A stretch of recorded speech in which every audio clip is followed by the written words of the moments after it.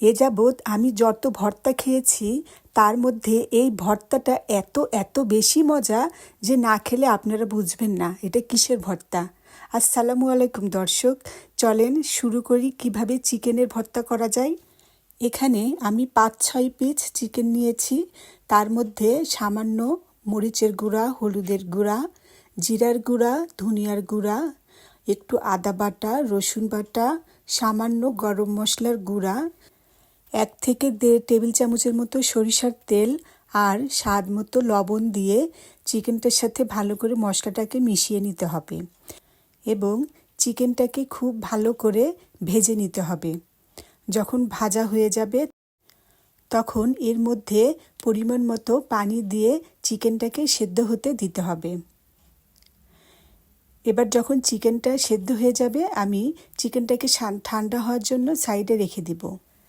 এবার অন্যদিকে একটি কড়াইতে সাদা তেল দিয়ে কয়েক টুকরা রসুন আমি লাল করে ভেজে নিয়েছি এবং সেই তেলেই আমি কিছু পেঁয়াজ কুচিও লাল করে ভেজে তুলে নিয়েছি।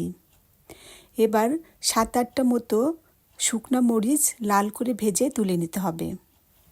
এবার যেটা করতে হবে তা হচ্ছে একটি টমেটো আমি হাফ করে কেটে ভাজার জন্য দিয়ে দিয়েছি এবং সেই সাথে আমি 5-6টা কাঁচামরিচও দিয়ে দিয়েছি।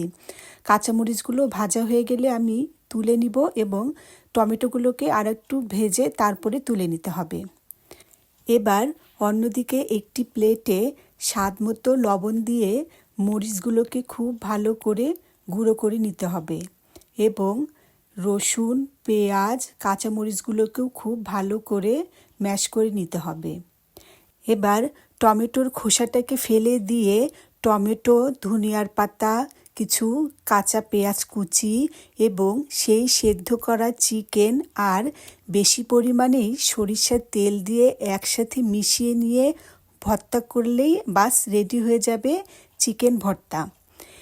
এইভাবে একবার যদি চিকেন ভর্তা করে খান তাহলে মনে হবে যে প্রতিদিনই চিকেন না রান্না করে এইভাবে ভর্তা করে খেলেই মনে হয় ভাত খাওয়া বেশি হয়ে যাবে। আসলেই অন্য লেভেলের ভর্তা এটা এবং গেস্ট যখন আসবে আপনারা কিন্তু তাদের খাবারের তালিকাতেও এই ভর্তাটা রাখতে পারেন।